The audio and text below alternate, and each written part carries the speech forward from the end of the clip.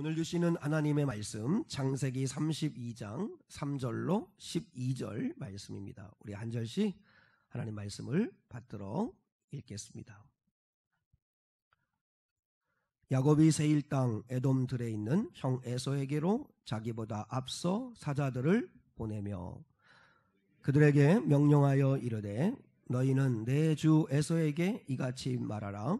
주의 종 야곱이 이같이 말하기를 내가 라반과 함께 거류하며 지금까지 머물러 있었사오며 내게 소와 나귀와 양떼와 노비가 있으므로 사람을 보내어 내 주께 알리고 내 주께 은혜 받기를 원하나이다 하라 하였더니 사자들이 야곱에게 돌아와 이르되 우리가 주인의 형 에서에게 이른즉 그가 400명을 거느리고 주인을 만나려고 오더이다.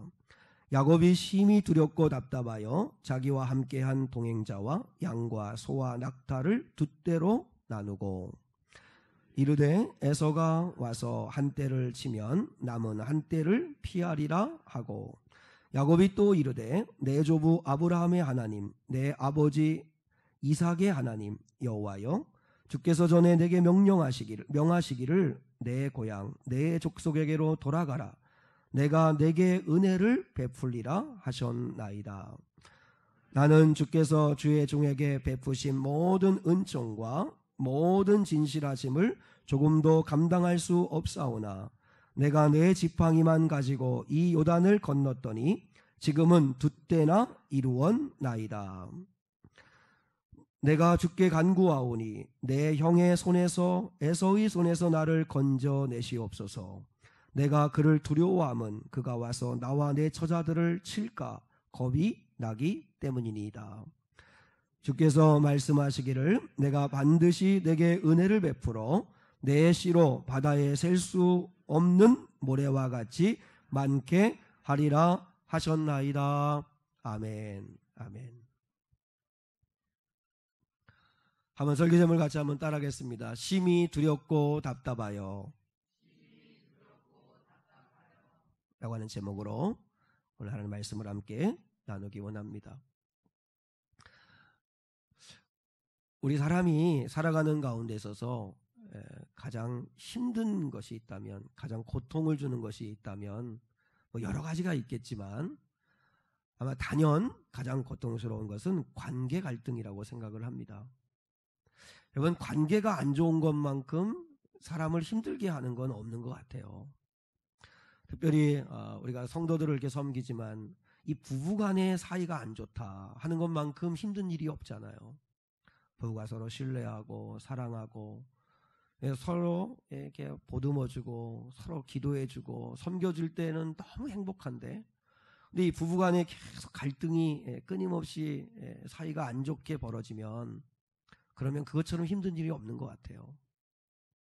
또 교회에서도 신앙생활을 정말 행복하고 기쁘게 해야 되는데 그 행복을 다 빼앗아가는 게 성도 간의 사이가 안 좋을 때, 목회자와 사이가 안 좋을 때, 그거만큼 힘든 일은 또 없는 것 같습니다. 또 직장생활 할 때도 마찬가지고 우리 아이들 학교에 보낼 때도 이 아이들이 친구들과 사이가 좀 좋아야 되는데, 친구 관계가 좀 좋아야 되는데, 또 좋은 친구를 좀 만나야 되는데 하는 그런 염려를 하고 그런 기도 제목을 가지고 기도도 하고 하지 않습니까? 그만큼 이 관계에 대한 이 힘겨움이 있다는 것이죠. 그래서 이 사람이 가장 행복한 게 뭘까? 용서받는 기쁨이고 용서하는 기쁨이라고 하는 거죠. 용서하지 못하고 용서받지 못해서 힘들어하는 사람들이 참으로 많이 있습니다. 저희 상한 성도들 가운데도 이렇게 그냥 이렇게 묻어두고 그냥 애써 외면해버리는 그런 관계가 있는지 한번 여러분이 더듬어 보면 좋을 것 같습니다. 그것을 이렇게 묻어만 두려고 하지 말고 그 문제를 가지고 하나님 아버지 앞에 내어놓고 정면으로 자신이 그 문제 앞에, 그 관계 앞에 서봐야 합니다. 그래서 하나님의 은혜를 구하고 하나님의 감동하심에 따라 순종하는 모습이 우리에게 있어야 합니다. 만약에 용서하지 못하고 산다고 생각을 해보세요. 그러면 내 스스로가 가장 큰 고통이에요. 내가 누군가를 미워한다라고 하는 그 미움을 내 안에 가지고 있는 한 하나도 기쁘지 않아요. 미움과 내 안에 증오, 어떤 분노, 어떤 용서하지 못함, 이런 것들이 있는 한 내가 제일 고통스러워요. 그런 사람들을 보면 눈빛이 벌써 달라요. 그리고 또한 말에는 가시돋친 말이 있어요. 말이 부드럽지가 않아요. 그리고 불면증에 시달리고 늘 한숨을 쉬고 매 순간순간마다 고통스러운 것이죠. 그러므로 무엇보다도 우리가 하나님 아버지 앞에서 이 용서받는 기쁨, 용서하는 기쁨이 여러분에게 임할 수 있기를 축복합니다. 어떤 유대 랍비에게 그 젊은이가 물었대요. 랍비요, 인생을 살아가면서 가장 소중한 것이 무엇이겠습니까? 샬롬이지, 샬롬. 그러면 두 번째는 무엇입니까? 둘째도 샬롬이지. 세 번째는 무엇입니까? 세 번째도 샬롬이지. 하나님이 정말 우리에게 주시고 싶은 게 뭘까요? 샬롬의 은혜예요. 샬롬. 샬롬은 하나님과의 관계가 회복이 되면서, 그러면서 사람과의 관계가 회복되어지고 나를 존귀하게 여기고, 그리고 나의 그 영적인 어떤 내 자아가 이렇게 회복되어지는 은혜를 누리게 된다는 것이죠. 우리 예수님도 두려워하지 마, 담대해, 놀라지 마, 내가 너에게 평강이 있기를 원한다, 계속해서 샬롬을 우리에게 주기를 원하세요. 우리가 하나님 아버지 앞에 샬롬의 은혜를 구할 수 있기를 축복합니다. 예수 앞으로 나오면, 또 하나님 품 안에 안기면 샬롬의 은혜가 임해요. 어떤 어려움이 우리 가운데 와도, 어떤 어려움이 우리 가운데 와도 넉넉히 이걸 이길 수 있는 내 마음 안에 담대함과 평안이 주님으로부터 얻게 되는 것이죠.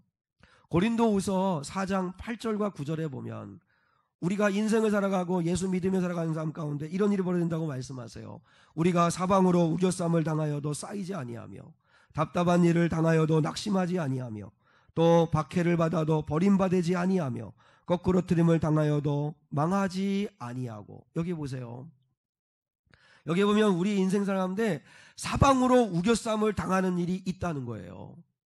이거는 환경면에서, 우리 환경면에서 사방에 어디에도 돌파구가 보이지 않는, 정말 사방이 막힌 것 같은, 우겨쌈을 당하는 것 같은 일들이 우리에게 있을 수 있죠. 그리고 답답한 일 있잖아요. 답답한 일. 마음이 답답한 일이 있어요. 그리고 박해를 받는 일이 있어요. 박해를 받는 일. 고난을 당하는 일이 있죠. 거꾸로 트림을 당하는 일이 있다는 거예요. 근데 그럼에도 불구하고 오늘 사도 바울은 뭐라고 이야기합니까? 사방으로 우겨쌈을 당하여도 쌓이지 않는데요. 답답한 일을 만나도 낙심하지 않는데요. 마음이 무너지지 않는데요. 박해를 받아도 버림받지 않는데요. 거꾸로 트림을 당하여도 망하지 않는데요. 이유가 뭐예요? 그 이유를 고린도후서 4장 7절에서 이미 바울이 먼저 얘기를 했어요. 제가 순서를 바꿔 읽었지만, 우리가 이 보배를 질그릇에 가졌으니 이는 심히 큰 능력은 하나님께 있고 우리에게 있지 아니함을 알게 하려 함이라. 할렐루야. 우리의 능력이 어디에 있다는 것입니까? 우리 안에 질그릇 같은 깨지기 쉬운 연약한 우리 안에 보배이신 그리스도가 내 안에 계심으로, 내가 하나님 안에 거함으로 샬롬의 은혜를 누린다는 거예요. 그래서 망하지 않고, 쌓이지 않고, 낙심하지 않고, 절망하지 않게 된다는 것입니다. 이런 샬롬의 은혜가 임할 수 있기를 주님의 이름으로 축복합니다. 그것이 오늘 야곱입니다. 야곱이 20년 만에 고향으로 돌아옵니다. 20년 전에 부모를 떠나서 형의 얼굴을 피하여서, 그래서 이제 어머니의 친정으로 떠납니다. 그리고 이제 20년 만에 돌아오는데 제일 문제는 형 에서입니다. 형 에서와 20년 동안 그 관계를 풀지를 못했거든요. 형 에서가 이 동생 야곱이 하는 짓이 너무 미우니까, 그래서 아버지만 돌아가시면 아버지 장례식이 곧 너의 장례식이다. 그러면서 그 동생 야곱을 죽이려고 하는 마음에 그 앙심을 품고 있었다는 걸 어머니가 알고 그 어머니 리브가가 급하게 그 동생 야곱을 피하게 하는 거죠. 근데 하루아침에 부모 곁을 떠나서 고향을 떠나서 이제 낯선 곳으로 갈 때 20년의 세월이 걸릴 줄 누가 알았습니까? 잠깐 있다 올 줄 알았거든요. 근데 20년이 걸려서 돌아오는데 여전히 형 에서가 와의 관계가 풀지를 못했으니까 그게 마음에 큰 짐이 되는 거죠. 20년 동안 야곱은요 애써 외면하며 살았어요. 형과의 관계를 얼마든지 그 안에도 풀 수 있었지만 그냥 안 보면 되니까, 멀리 떨어져 있으니까, 그러니까 그냥 20년 동안 묻어두고 그냥 살았어요. 혹시 여러분 가운데도 이렇게 묻어두고 있는 어떤 관계를 풀지 못한 어떤 평안을 잃어버리게, 내가 온전한 하나님 아버지 앞에서 평안을 누리지 못하게 만드는 그런 것들이 혹시 있지는 않습니까? 그래서 이제 형 에서에게 사자를 보냅니다. 화해하고 싶다는 뜻을 보냅니다. 그런데 그 사자가 가지고 온 소식이 어때요? 그 형 에서가 자기를 마중 나오는 게 아니고 군사 400명을 이끌고 온다는 이야기를 듣지요. 군사 400명을 데리고 온다는 이야기는 전쟁하겠다는 뜻 아닙니까? 여전히 20년 전에 형의 마음이 하나도 풀리지 않은 거예요. 그래서 동생이 돌아온다는 이야기를 듣고 군사를 이끌고 와서 여차하면 전쟁하겠다는 거지요. 그때의 야곱의 심정을 오늘 본문은 이렇게 고백합니다. 7절입니다. 자, 7절 오늘 설교 제목과도 같습니다. 시작. 야곱이 심히 두렵고 답답하여. 예. 야곱이 심히 두렵고 답답하여. 혹시 우리 사랑하는 성도들에게 두렵고 답답한 일은 무엇입니까? 야곱처럼 풀지 못한 관계, 응어리진 관계, 그 관계를 마음에 묻어두고 그저 애써 외면하면서 그렇게 살아오는 그런 관계가 있으십니까? 그런 답답하고 한 일들이 있으십니까? 꼭 이건 관계만을 이야기하는 건 아니죠. 정말 반드시 풀어야 되는데 아직 풀리지 않은 정말 답답한 일, 그런 일들이 우리에게 있을 수 있죠. 나를 너무 두렵게 하는 일들이 우리에게 또 있을 수 있죠. 가족 구원, 그 가족 구원을 위해서 얼마나 그렇게 오랫동안 기도하는데도 자녀가 돌아오지를 않고 부모가 돌아오지 않고 형제가 돌아오지 않아서 정말 힘들어 하시는 분들도 있어요. 제가 어제 전사님이 서점에 가신다고 해서 책 2권을 부탁해서 사왔는데 그 제목이 그거예요. 기도는 죽지 않는다. 참 제목이 너무 근사하지 않아요? 우리가 드린 기도는 다 생명이 있어서 그 기도는 절대 죽지 않는다는 거예요. 그러면서 그 책은 뭐냐면 가족 구원을 위해서 기도해서 응답받은 사람들의 이야기를 담고 있는 책이에요. 그렇게 애를 먹이고 그렇게 방황하던 자녀가 꾸준히 부모가 포기하지 않냐고 계속 기도하며 기다리니까 결국은 돌아와서 하나님에게 영광 돌리는 아들이 되더라 하는 간증. 그렇게 부모님들을, 그렇게 형제들을 전도해야 되는데 제일 전도하기가 어려운 게 가까운 가족이잖아요. 이 가족 구원을 위해서 할 수 있는 건 계속 기도하는 거예요. 기도하니까 기도가 죽지 아니하고 결국은 응답되었다고, 그런 이야기들로 가득한 책들입니다. 그러니까 우리 안에 우리를 두렵게 하고 답답하게 하는 일들이 있지요. 그런 일들을 우리가 어떻게 할 것인가 하는 것입니다. 어떻게 할 것인가. 오늘 야곱을 통해서 우리를 심히 두렵게 하고 답답하게 하는 일들을 어떻게 풀어낼 수 있는가를 한번 같이 찾아볼 수 있기를 좋겠습니다. 첫째입니다. 한번 따라하겠습니다. 기도하고 행동하라. 이 순서가 중요합니다. 행동하고 기도하는 게 아니라 기도하고 행동하라 하는 것입니다. 근데 오늘 본문의 야곱을 보면 7절에 보면 야곱이 심히 두렵고 답답하여 뭐 했어요? 기도는 9절부터예요. 9절부터. 근데 9절이 되기 전에 7절과 8절에서 먼저 하는 일이 있어요. 먼저 행동을 해요. 자, 7절과 8절 같이 한번 읽어보시죠. 시작. 야곱이 심히 두렵고 답답하여 자기와 함께한 동행자와 양과 소와 낙타를 두 떼로 나누고 이르되 에서가 와서 한 떼를 치면 남은 한 떼는 피하리라 하고 먼저 행동하죠. 두 떼로 나눠 놓고. 한때 치면 한때 데리고 얼른 도망가야지 하는 행동을 먼저 해요. 그래도 답답하니까. 그러고 난 다음에 이제 기도를 해요. 9절로 12절은 야곱의 기도예요. 여기서 중요한 영적 원리를 하나 깨달을 수 있어요. 믿음의 차이가 뭘까요? 다 믿는 사람 같은데 결정적인 믿음의 차이는 뭐냐면 기도하고 행동하는 사람이 있고 행동해버리고 그 다음에 수습해달라고 기도하는 사람이 있다는 거죠. 믿음의 차이는요, 이 순서가 틀리면 안 돼요. 아무것도 아닌 것 같지만 결과는 엄청난 차이가 있어요. 야곱은 먼저 행동해요. 먼저 결정을 다 해버려요.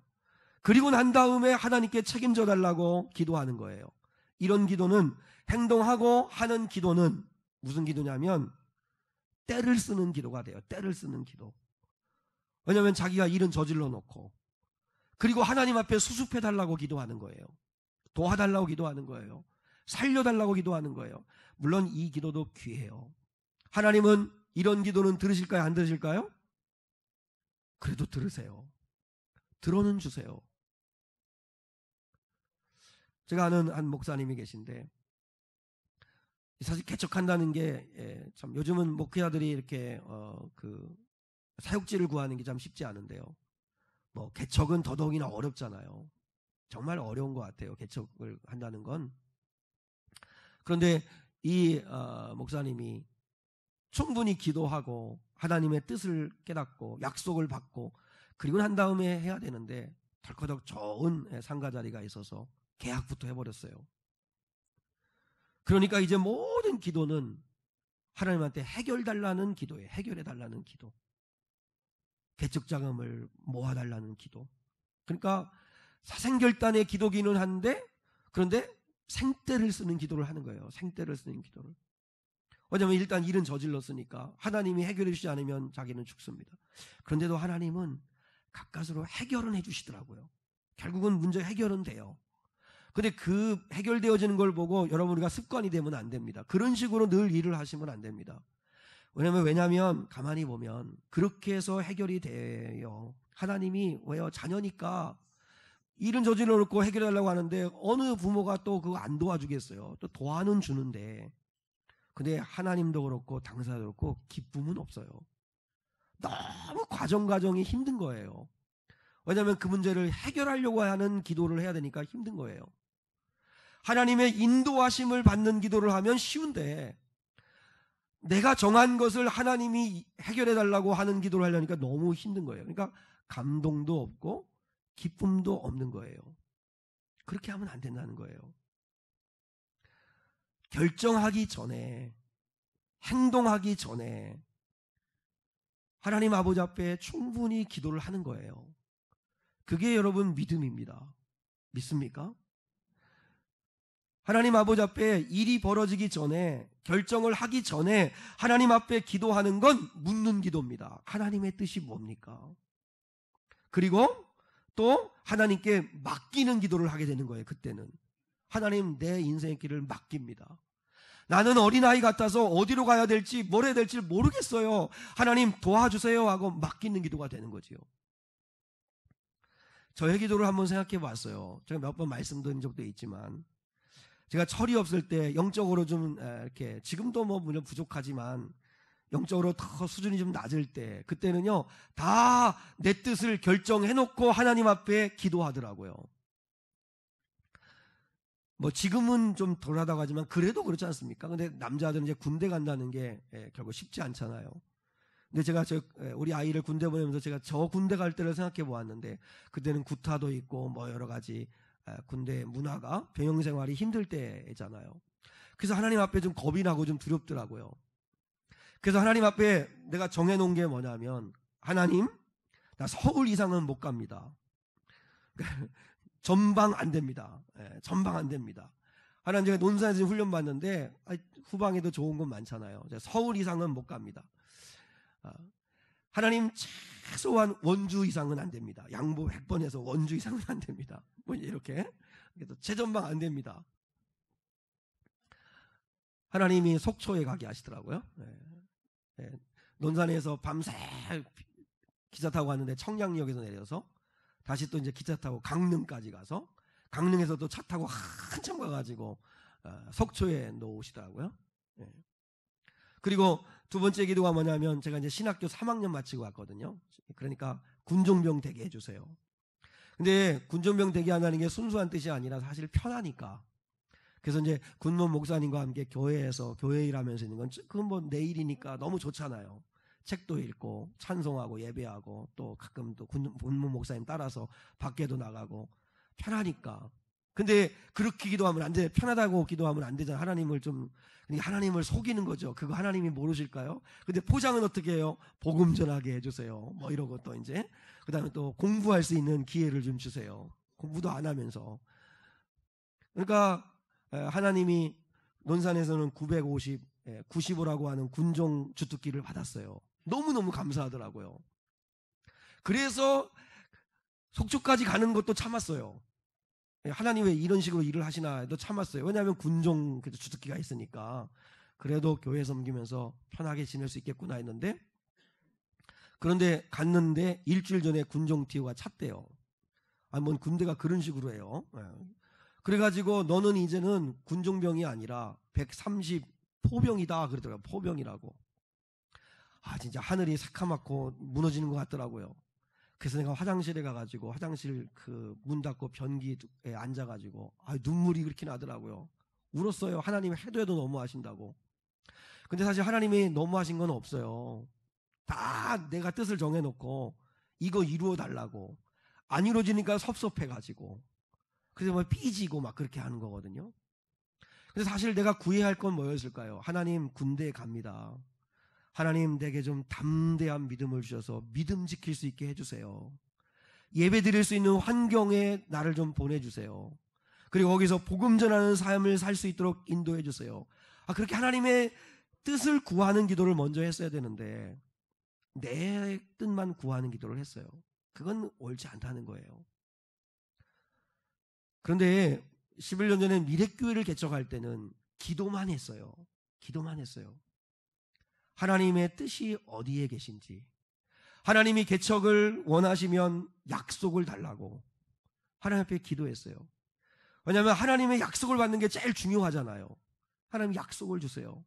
그래서 하나님이 그때 주신 말씀이 마태복음 17장 11절인데 예수께서 대답하여 이르시되 선지 엘리야가 먼저 와서 이 땅을 한 다음에 회복이라고 하는 말이 정말로 크게 확대돼서 돋보기에 갖다 올려놓은 것처럼 확대되어 가지고 살아있는 말씀으로 내게 다가오더라고요.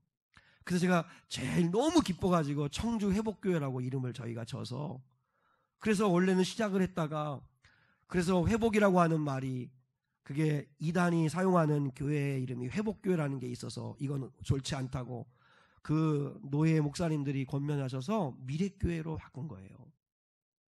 그래서 우리 교회가 5가지 회복해야 하는 사명을 감당하는 교회 됐으면 좋겠다. 예배 회복, 그래서 가정이 회복되고, 그래서 다음 세대가 회복되어지고, 그리고 장년부들이, 평신도들이 회복되어지고, 그리고 전도하는 교회, 선교하는 교회로 회복되어지는 그런 교회 되었으면 좋겠다 하는 걸 가지고 지금도 교회를 섬기고 있는 거죠. 어려운 과정들 11년 동안 많았죠. 그럼에도 불구하고 여러분, 우리 안의 열정과 이 사모하는 마음이 있을 수 있기를 축복합니다. 우리가 인생을 살아가면서 이 관계를 위한 기도 하나님 앞에 드려야 합니다. 그걸 풀어주시도록 먼저 하나님 앞에 기도하셔야 합니다. 하나님 앞에 기도하면 하나님의 마음이, 주님의 마음이 내 안에 임하면 용서할 수 있는 힘이 생기고요, 용서받고자 하는 용기가 생깁니다. 그리고 가족 구원을 위해서도 앞서 말씀드렸지만 기도의 양이 차기까지 기도하셔야 합니다. 그 책에 보니까요, 자기 언니를 위하여 기도하는데 64년이 걸렸대요. 64년 전도하는데. 포기하지 마세요. 하나님 앞에 기도하면 기도는 죽지 않더라 하는 걸 고백하게 돼요. 풀리지 않는 문제, 어려움들, 하나님 아버지 앞에 답답하고 두려울 때 나와 구하면 하나님 아버지께서 여러분 역사해 주실 것입니다. 먼저 기도하는 것. 여러분 자신 한번 잘 돌아보십시오. 나는 먼저 결정해놓고 행동해놓고 그리고 기도하는가, 아니면 기도하고 그리고 행동하는가, 이 사실을 한번 점검할 수 있기를 원합니다. 그래도 야곱이 잘한 게 하나 있습니다. 기도했다는 것입니다. 9절로 12절이 야곱의 기도입니다. 이 야곱의 기도를 정말 자세하게 분석하면 이것도 하나의 설교가 될 수 있습니다. 오늘은 이 야곱의 기도 가운데 중요한 것 가운데 하나는 뭐냐면 약속 붙들고 기도했다는 것입니다. 자, 9절 한번 같이 읽습니다. 9절 시작. 야곱이 또 이르되 내 조부 아브라함의 하나님, 내 아버지 이삭의 하나님 여호와여, 주께서 전에 내게 명하시기를 내 고향 내 족속에게로 돌아가라, 내가 내게 은혜를 베풀리라 하셨나이다. 아멘. 우리 귀한 성도들, 하나님 아버지 앞에 기도하시잖아요. 기도할 때 무엇보다 먼저 약속을 붙들어야 돼요. 그래서 약속을 붙드는 기도, 약속을 달라고 기도하셔야 돼요. 하나님의 말씀을 읽으셔야 돼요. 그리고 설교를 부지런히 들으셔야 돼요. 그런 가운데 하나님이 내게 부딪히고 내게 감동을 주고 내게 기억하게 하시는 하나님의 약속의 말씀을 주세요. 그 약속 붙들고 기도하면 하나님은 꼼짝 못하세요. 하나님 약속하셨잖아요. 하나님 말씀하셨잖아요. 이 말씀대로 약속대로 이루어 주세요 하고 기도하면 하나님은 응답하신다고요. 약속을 붙들어야 합니다. 어떠한 일을 시작하시잖아요. 어떤 중요한 일을 시작하거나 어떤 정말 풀리지 않는 문제 앞에 있거나, 그때에 하나님 아버지 앞에 기도로 나아갈 때 약속을 달라고 기도하세요. 그러면서 말씀과 같이 보면서 가세요.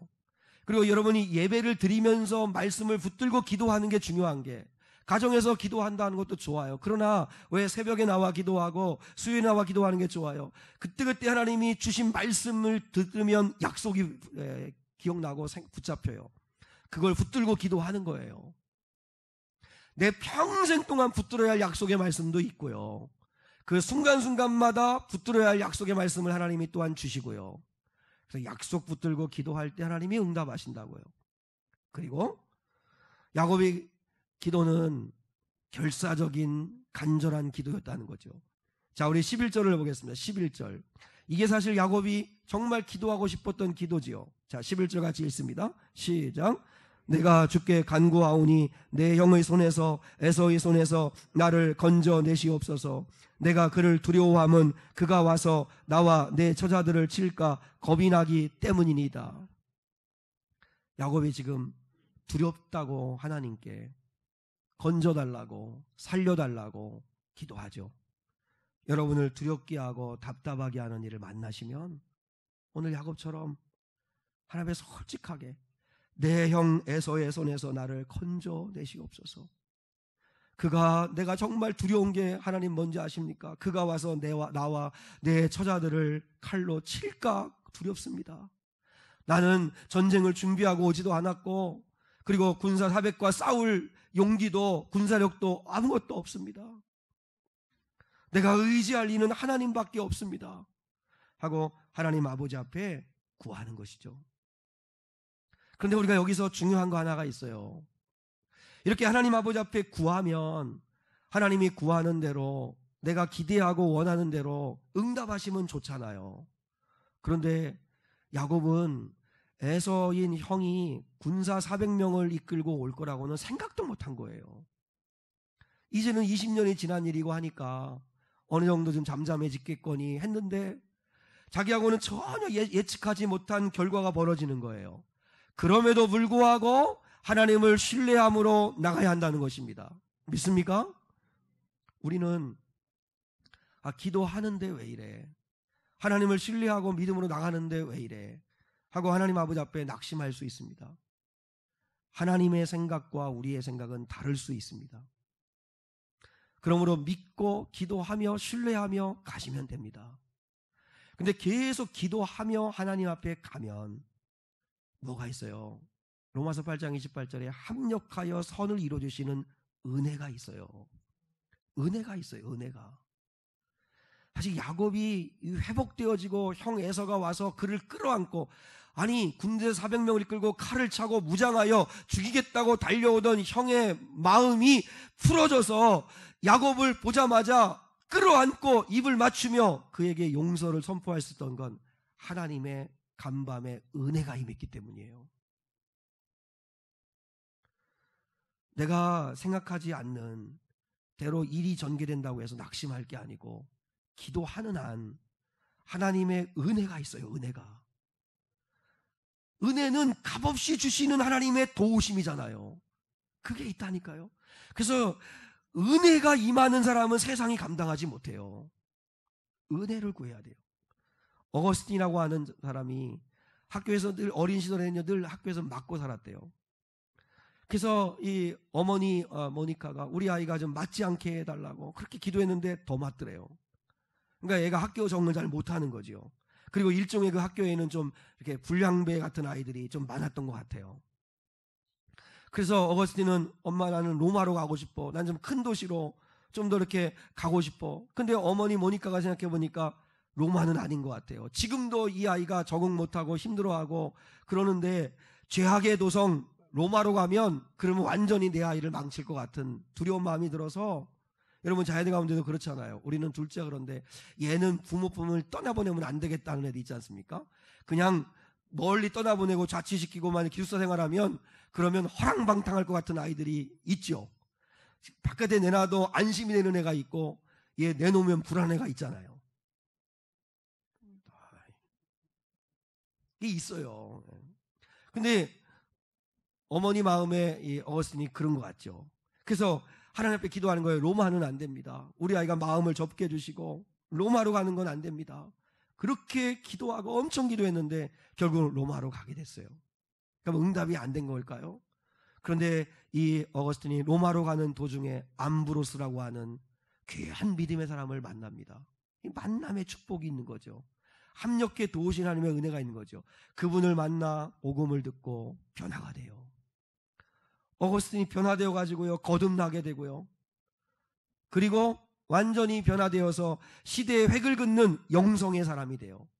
그 자기 고향에서 어머니 품 안에 있을 때는 그렇게 방황하고 그리고 어머니 말씀에 그렇게 순종하지 아니하고 사생아를 낳고 그랬던 어거스틴이 로마로 그 어머니가 그렇게 반대하고 기도했는데 로마로 가게 되었는데 거기서 암브로스를 만나 뒤집어져요. 주님 만나요. 거듭나요. 응답은 내 방법대로 이루어지는 것이 아닙니다. 우리는 믿고 신뢰하며 가는 겁니다. 때로는 군사 400명이 나를 공격하는 것처럼 달려드는 상황으로 기도하는데도 그렇게 전개된다 할지라도 두려워하지 마십시오. 하나님의 도우시는 은혜가 있고 그 순간순간마다 우리는 믿는 자답게 대응만 잘하시면 됩니다. 믿습니까? 그런데 그렇게 멋진 기도를 드렸던 야곱이 멋진 기도를 드렸으면 믿음으로 살아야 되는데 여전히 불안해요. 그래서 야곱이 어떻게 해요? 네 때로 나눠요. 그래서 제일 먼저 앞에는 형의 마음을 풀기 위하여 예물을 보내요. 그리고 난 다음에 두 번째에는 그 여종, 그 부인이 넷이 있었는데 실바와 비라라고 하는 여종을 통해 낳은 식솔들을 두 번째 진에 세워요. 그리고 세 번째는 자기의 본처인 언니인 레아와 레아의 식솔들을 세 번째 진에 세워요. 그리고 제일 사랑하는 라헬과 사랑하는 자녀인 라헬의 식솔들을 네 번째 제일 뒤에 세워놓고 자기는 그 뒤에 있어요. 그 뒤에. 여러분 이 부분을 우리가 이렇게 묵상해 보면 이게 기도하는 사람이 맞나? 기도는 그렇게 믿음으로 하고 여전히 인간적인 잔머리를 굴려요. 사는 걸 보면 여전히 믿음 없는 사람처럼 살아요. 이게 여러분 우리의 모습 아닙니까? 기도는 하나님이 역사하실 겁니다. 하나님은 살아 계십니다. 하나님 믿고 우리 한번 헌신합시다. 나아가 봅시다. 그래놓고 기도 끝나고 가서는 한다는 소리가 요즘은 때가 어렵긴 하지. 요즘 시대가 그렇기는 하지. 요즘 되나? 돈이 없어서 어떻게 하나? 믿음 없이 말하고 믿음 없이 살아요. 차라리 그럴 바에는 기도하지를 말든지. 기도는 천상유수처럼 그렇게 정말 믿음으로 기도해놓고 삶을 살아가는 걸 보면 믿음으로 안 사는 때가 너무 많다는 거죠. 우리 그렇지 않아요? 자녀를 위해서도 하나님, 우리 자녀를 하나님이 맡아줄 줄 믿습니다. 하나님께서 책임져 주실 줄 믿습니다. 비록 지금은 방황하고 연약한 우리 아이지만 하나님은 기도하는 나의 어머니의 기도, 아버지의 기도인 우리의 기도를 들으시고 포기하지 않으시고 반드시 만나주시고 붙잡아 줄 줄 믿습니다. 이렇게 기도해놓고 그리고 집에 들어가서 널브러져 있는 모습 보고 그리고 또한 기도한 대로 뭔가 움직여지지 않으면 화가 여기까지 올라가지고 악담을 막 퍼버요. 그럼 여러분 자녀는 그 생각 아니에요. 차라리 기도하지나 마시지. 기도는 믿음으로 해놓고 사시는 건 믿음으로 안 사시니 이걸 어찌할꼬 하는 거죠. 주님이 그러시지 않겠어요? 쟤는 기도는 믿음으로 그렇게 잘해놓고 말하는 거나 사는 거는 믿음으로 안 사네. 하나님이 그러시지 않을까. 오늘 야곱이 꼭 그래요. 야곱이요. 우리가 그렇게 연약하죠. 우리 다 그럴 때가 있었잖아요. 그러나 하나님 아버지께서는 우리가 하는 기도를 하나님은 정말로 지금 귀하게 여기시고 하나님께서 은혜를 베푸신다는 것을 기억할 수 있기를 축복해요. 기도에는 나비 효과가 있어요. 기도의 나비 효과. 아파트 근처에 있는 세탁소에서 불이 났어요. 그래서 그 세탁소에 불이 나서 완전히 다 세탁소를 태운 거예요. 얼마 지나지 않아가지고 주인이 사과문을 하나 그 불탄 세탁소 집 앞에 붙여놓았대요. 불이나 모든 옷이 타서 정말 죄송합니다.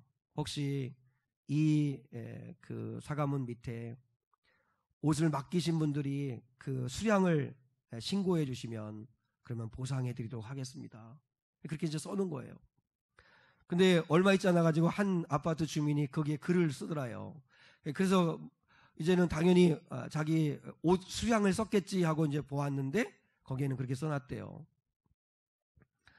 아저씨, 저는 양복 한 벌을 맡겼었는데 그거 받지 않겠습니다. 불타버린 옷들을 다 어떻게 배상하시려고 하십니까? 그러지 마시고 용기를 내십시오. 이렇게 써놨다는 거예요. 그러니까 이제 그 글을 보고 그 아파트 주민들이 감동을 받아서 참 그 아파트 주민들이 좋으신 분들이겠죠. 그러니까 너도나도 다 저도 배상을 받지 않겠다. 이렇게 다 이제 쓴 거예요. 그 모습을 보고 어떤 분은 이렇게 좀 형편이 넉넉하신 분은 금일봉을 내기도 하고 또 십시일반 이렇게 돕는 일들이 벌어진 거예요. 그게 이제 SNS에 이제 이렇게 소문을 내면서 그러면서 이제 많은 사람들이 금전적으로 돕고 협력해주고 그래서 그분이 다시 일어설 수 있게 됐다는 거예요. 그래서 그분이 다시 감사문을 붙여놨대요. 자신이 정말 너무나 고맙습니다. 자기가 평생 동안 모은 돈을 다 거기에 투자해서 그래서 마련한 삶의 터전이 한순간에 불이 나서 잿더미가 되어서 절망했었는데 여러분의 따뜻한 사랑이 저를 다시 일어서게 하는 삶의 희망이 됐고 그리고 다시 일어설 수 있게 되었습니다. 이 은혜는 꼭 갚겠습니다. 감사합니다. 하고 글을 쓰게 됐다는 거죠. 이처럼 자그마한 사랑 하나에도 나비 효과가 나타나요. 선행의 나비 효과죠. 선행의 나비 효과. 누가복음 6장 38절에 보면 주라 그리하면 너희에게 줄 것이니 하나님은 어떻게 주시냐면 곧 후히되어 흔들어 넘치도록 채워주시리라. 하나님은요 선행의 나비 효과가 있어요. 여러분이 작은 걸 베풀고 주잖아요. 하나님은 큰 것으로 하나님 앞에 갚아주시는 은혜, 결정적일 때 부어주시는 은혜가 있다고요. 용서의 나비 효과가 있어요. 용서의 나비 효과. 내가 그리스도의 마음으로 주님의 마음으로 용서하면 그러면 하나님은 우리의 죄를 용서하시고 그리고 또한 놀라운 구원의 은혜로 갚아주시는 것이죠. 그리고 기도의 나비 효과가 있어요. 지난번에 말씀을 드렸지만 내가 하는 기도가 얼마나 대단할까, 무슨 힘이 있을까, 이 나라 이 민족을 위해 기도하는 내 기도가 얼마나 될까? 아니요, 하나님은 기도에 각 처소에서 하는 성도들 기도를 다 모으세요. 기도는 살아있는 생명이 있어요. 그래서 기도를 모으셔서 양이 차면 하나님은 역사하시는 거예요. 그러니까 우리 성도들은 기도를 포기하지 마셔야 돼요. 계속해서 하나님 아버지 앞에 은혜를 구하며 기도하셔야 돼요. 관계를 풀어주시기를 위해서 기도하고 군사 400명이 나를 향해서 달려오는 것 같은 힘이 두렵고 답답한 일을 만날 때에도 기도하고 하나님 앞에 기도할 때 하나님은 그 기도가 모아져서 양이 되면 반드시 하나님은 놀라운 응답으로 갚아주실 거예요. 기도는 절대 죽지 않아요. 기도는 절대 죽지 않아요. 우리의 삶에 기적이 나타나지 않는 건 기도의 양이 차지 않았기 때문일 거예요. 기도의 양이 차야 돼요. 하나님은 금대접에 우리의 기도를 다 받아서 가지고 하나님이 천사들 통하여 시키셔서 받아서 받으세요. 그 양이 차면 하나님이 역사하시는 거죠. 우리 교회 부흥을 위해서도 마찬가지고, 믿음으로 기도했으면 제발 말로 행동으로 믿음 없는 것처럼 그렇게 살지 마시고, 믿음으로 기도했으면 믿음으로 한번 살아보시고요. 그래야 주님이 역사하시죠. 오늘 야곱은 하나님 앞에 씨름하고 씨름하다 하나님을 만나요. 그리고 난 다음에는 하나님 앞에 씨름하는 자가 아니라 이제는 매달리는 자가 돼요. 그래서 뭐라고 매달려요? 26절에 보니까요, 당신이 내게 축복하지 아니하면 가게 하지 않겠나이다. 끝까지 매달려요. 하나님이 너의 이름은 야곱이 아니라 이제는 이스라엘이라. 하나님과 겨루어 이겼다는 뜻이에요. 어떻게 사람이 하나님을 이겨요? 하나님이 져 주셨다는 거예요. 하나님이 져 주시는 거예요. 기도하면 하나님은 내 자녀가 기도하니까 들어주시는 거, 그게 져 주시는 거죠. 죄를 지었어도 예수 앞에 나가 구하면 용서해 주시는 거죠. 하나님은 거절하지 않으시고 들어주시는 거죠. 내가 관계가 깨어졌을 때 하나님 앞에 가 기도하면 하나님은 용서받을 수 있는 은혜도 주시고 용서할 수 있는 은혜도 주시는 거죠. 하나님 앞에 가서 하나님 앞에 그 문제를 가지고 자꾸 야곱처럼 20년 동안 묻어만 두지 마시고 애써 피하려고만 하지 마시고 정면에 놓으시고 하나님 앞에 구해보세요. 주님의 마음을 달라고. 그래서 풀어지는 은혜가 임할 수 있기를 축복합니다. 믿는 자와 믿지 않는 자의 차이는 기도입니다. 기도. 그리고 하나님 앞에 기도해서 무슨 어떤 일을 결정하거나 행동할 때 다 결정해버리고 그 다음에 하나님 앞에 수습해달라는 식으로 기도하지 말고, 저 하나님 앞에 기도해서 뜻이 뭔지요, 어떻게 하는 것이 좋은지요 기도하고, 그리고 행동하시고, 그리고 기도했으면 의심하지 마시고, 내가 원하는 대로 풀어지지 않고 이루어지지 않는다고 두려워하지 마시고 믿음으로 살아보시고, 그리고 나갈 때 하나님은 만나주시고 그리고 역사해 주실 줄 믿습니다. 그분의 은혜만 임하면 됩니다. 그분의 은혜만 임하면 우리는 승리할 수 있습니다. 그런 거룩한 영들이 정말 심히 두렵고 답답할 때 은혜 구하셔서 승리하는 저와 여러분 될 수 있기를 축복합니다. 기도하시겠습니다.